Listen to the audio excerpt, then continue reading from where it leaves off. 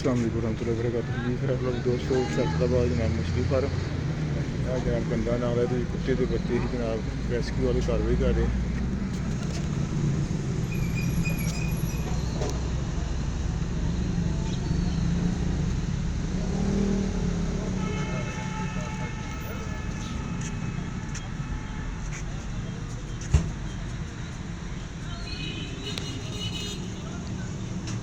दोस्तों देखो इन्ने गंदे नाले दे विच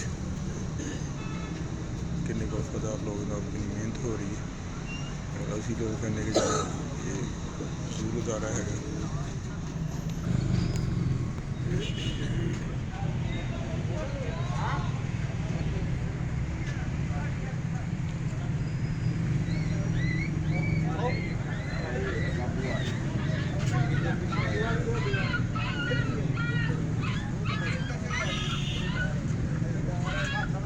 सारे कुत्ते का बच्चा है और देखो ऑपरेशन जनाब और पकड़ के बाहर ला रहे जिंदाबाद।